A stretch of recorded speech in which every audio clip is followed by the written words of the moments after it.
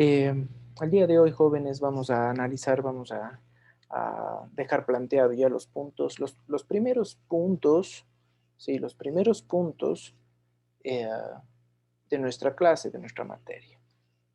Esos puntos van a ser las bases históricas, la explicación histórica del derecho administrativo propiamente dicho. Tomemos en cuenta de que el derecho administrativo, así como lo concebimos, tiene podría decirse, una vertiente eh, bastante cercana. Nace con ocasión del proceso revolucionario de la Revolución Francesa. Ahí empieza a perfeccionarse.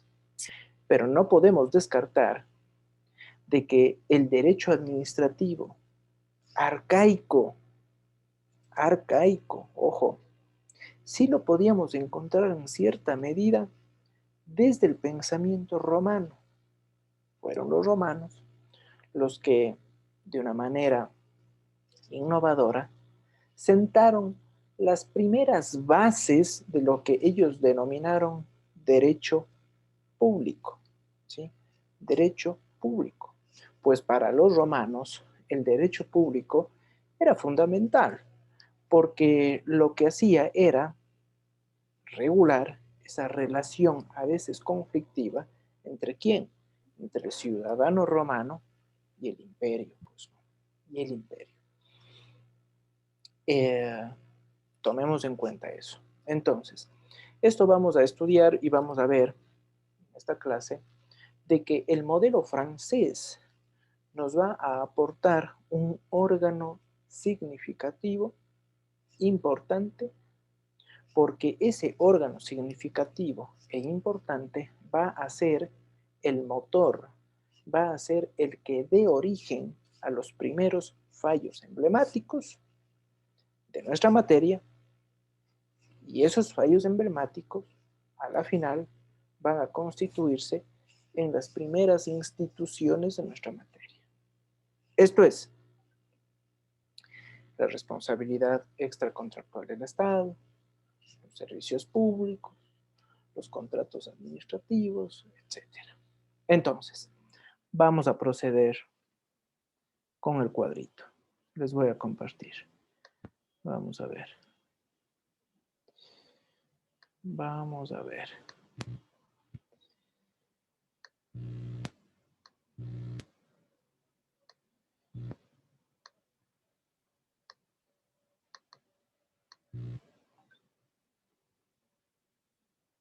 Si me confirman si estamos con página en blanco. Sí, doctor. Muy bien. A partir de este momento, jóvenes, es posible apagar las cámaras, ¿no? Perfecto. Bases históricas, entonces, del derecho administrativo. Esas bases históricas, como decíamos, podríamos remontarnos a un pensamiento arcaico de derecho administrativo en el pensamiento romano. Pensamiento romano, entonces, sí que va a sentar algunas bases preliminares, ¿sí? Roma y su idea de derecho público. Sobre todo porque para los romanos el derecho público vincula ¿a quién? Al ciudadano y al imperio. En efecto, tomen en cuenta de que los romanos, por su alta complejidad institucional de administración pública, porque son ellos los que van a crear las primeras instituciones públicas, ¿sí? Instituciones públicas, precisamente por las dimensiones del imperio, necesitan ¿qué? Pues necesitan una base normativa que las regule, y esa base normativa sí que va a vincular a ese ciudadano romano con la administración pública en materia de recaudación, en materia de seguridad, etc. Entonces, bajo ese contexto, los romanos, en ese pensamiento, nos presentan esta idea, ¿sí? Sin embargo, nosotros nos vamos a enfocar principalmente, ¿sí? Principalmente en la idea o la idea que nos trae el autor Bedel, ¿sí? El autor Bedel. Y para Bedel, ¿sí? Bedel, el derecho administrativo adquiere un rol fundamental. ¿Por qué?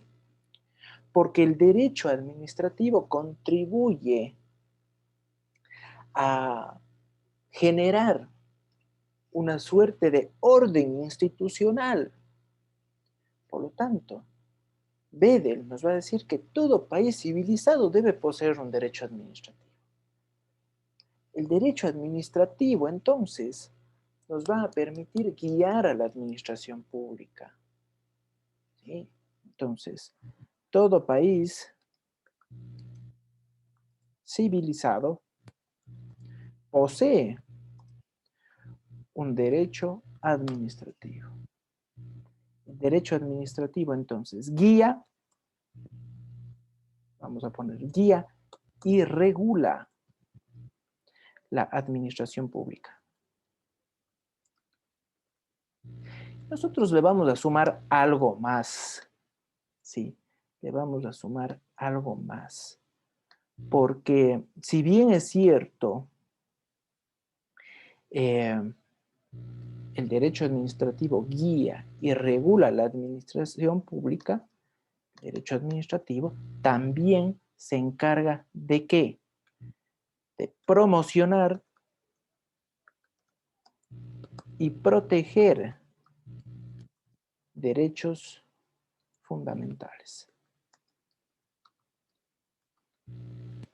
Entonces, derecho administrativo enfocado en ese sentido de promoción, de protección de derechos fundamentales, va a trabajar muy de cerca con la administración pública. Desde luego que sí, porque si tenemos un derecho fundamental a la salud, es necesario institucionalizarlo, es necesario evidenciarlo, llevarlo a la práctica, pues. Es necesario promocionarlo. ¿Y cómo lo voy a promocionar? Pues con servicios públicos. Y los servicios públicos son parte de la administración pública, son parte del Estado. Necesito yo normas entonces.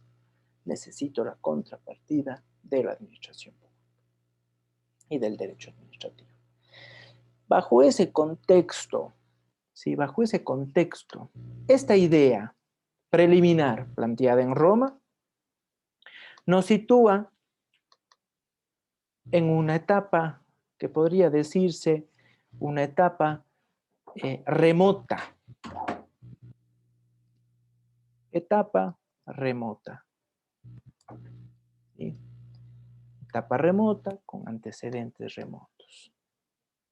Es una primera etapa, pongámosle aquí.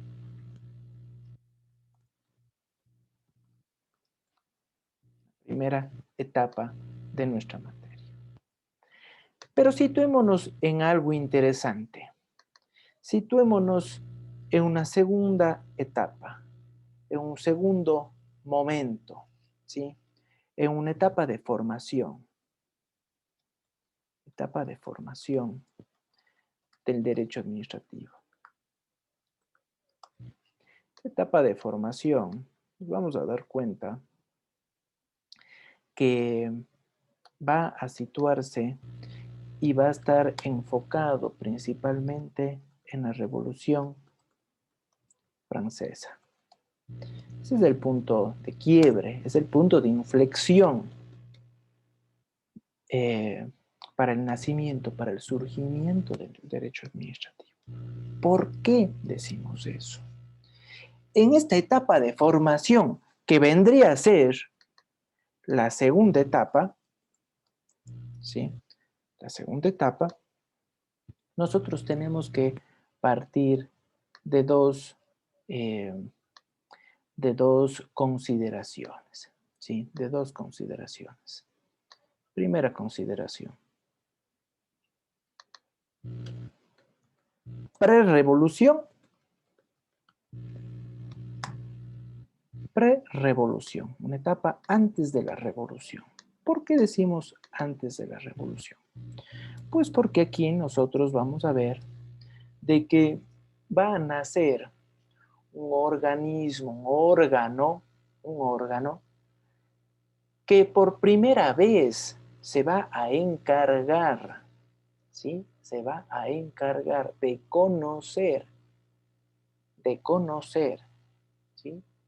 Y de plantear ya una potencial salida o respuesta ante las divergencias entre la administración pública y la corona. Aquí nace el Consejo del Rey. El Consejo del Rey va a ser un órgano asesor. ¿De quién? Pues del rey. Órgano asesor del rey. ¿Compuesto por qué o por quiénes? Pues por, voy a poner aquí entre comillas, jueces. No son jueces, ojo, no son jueces. Pero sí que van a generar fallos especializados. ¿Sobre qué temas? En las controversias entre ciudadanos y la administración. La administración pública. La administración pública, ojo, no en contra del rey. El rey es irresponsable. El rey carece de que en alguna medida pueda ser responsabilizado por el daño que se podría cometer en el ejercicio de sus funciones. Él es, acuérdense, monarca absoluto, un monarca que es la voz de Dios, ¿no? Aquí estamos hablando de los daños que eventualmente la administración pública puede cometer hacia los ciudadanos. Enfocado principalmente en qué? En temas relativos principalmente de privación de libertad. Pero acuérdense, es una especie de juez, son asesores especializados en este tipo de materias que elaboran estos fallos especializados. Pero la última palabra la tiene ¿quién? Pues la tiene el rey. El rey tiene la última palabra. Por eso hablamos de que, si bien es cierto, este consejo del rey elabora este eventual borrador, podría decirse, de fallo, el rey tiene la última palabra. ¿Lo ratifica? O sea, ¿lo acepta? ¿O dice, no, yo no acepto este fallo, yo pienso otra cosa? Entonces lo deja a un lado. Esta idea de que el rey tiene la última palabra hace referencia de que nos encontramos en un momento que el pensamiento administrativo lo ha denominado justicia retenida. Justicia retenida. ¿Por qué justicia retenida? Porque el monarca todavía posee esa atribución de administrar justicia. Ojo, estamos en un modelo absolutista. Es un modelo absolutista claramente. Pre-revolución, ojo. Ahora bien, vamos a una etapa post-revolución. Pongámosle aquí. Si la muevo acá.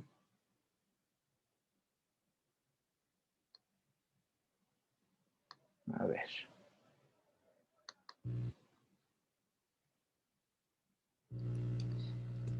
Vamos a decir post-revolución. ¿Qué pasa en la etapa post-revolución? Sí, Bueno, pues pero ustedes saben, pensamiento constitucional es aplicado, ¿no? Ya con la primera constitución francesa, 1791.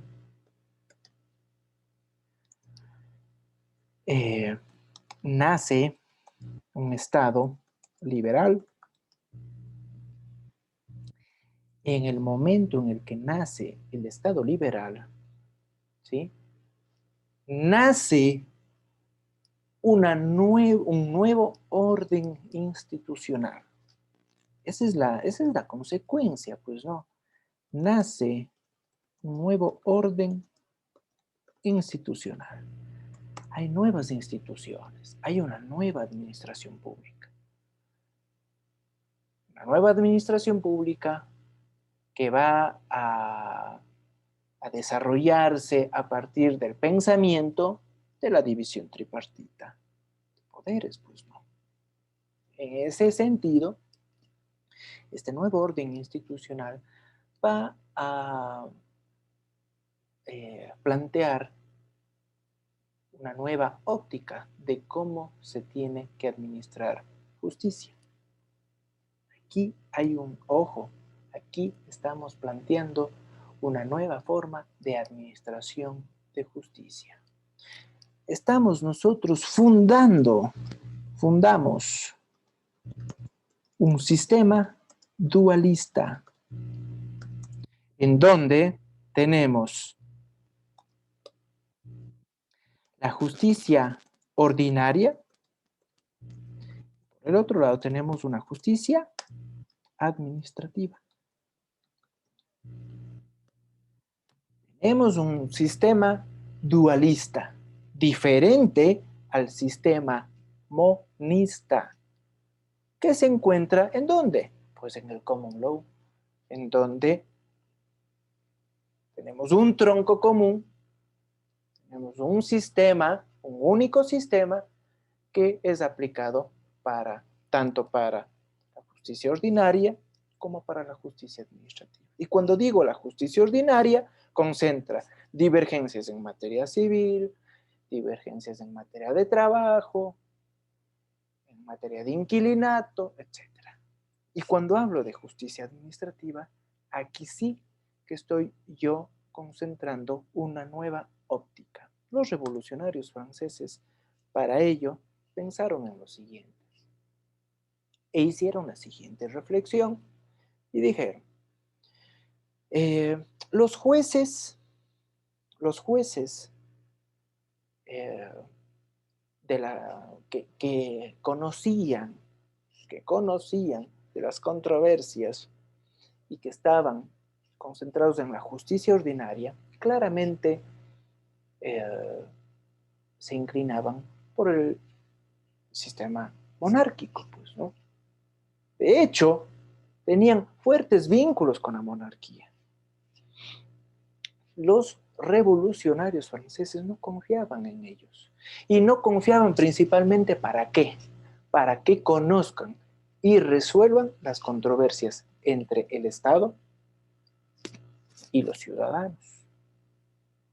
En esa medida, los revolucionarios franceses se les ocurrió la brillante idea de transformar el Consejo del Rey. Lo transformaron y lo adaptaron a ese nuevo orden institucional. Lo transformaron de tal manera que lo denominaron Consejo de Estado. Nace el Consejo de Estado. El Consejo de Estado es un órgano muy poderoso, muy poderoso. Todavía mantiene la competencia, ¿sí?, de que es el asesor del Ejecutivo.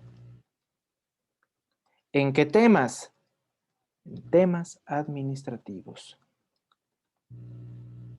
Pero por sobre todas las cosas, aquí sí se reconoce la presencia de jueces especializados. jueces especializados ¿en qué materia? En materia de derecho administrativo. Ellos ya pueden sentenciar, ya sentencian. Y además, aquí estamos hablando de que nos encontramos en un modelo de justicia delegada. Aquí estamos hablando de justicia delegada. ¿Por qué? Porque ya no es el monarca el que resuelve o el que tiene la última palabra. Aquí es el juez. El juez conoce y resuelve. En la etapa de justicia retenida, estos, entre comillas, jueces, conocían, pero no resolvían. ¿Quién resolvía? Resolvía todavía el rey. Una etapa post-revolución francesa. Estamos hablando de que ya nos encontramos en un modelo en donde el juez especializado, ¿sí? Juez especializado conoce y resuelve. Fundamental, acordarse. ¿Qué pasa en Ecuador? ¿Qué sucede en Ecuador? Pues en Ecuador, ya vamos a ver, nosotros tenemos una especie de juez especializado. Sí que lo tenemos. Lo llamamos juez contencioso administrativo. Pero ya les voy a indicar aquí la tarea para la siguiente clase, porque de eso se va a tratar, pues, ¿no? De eso se va a tratar. Dejo de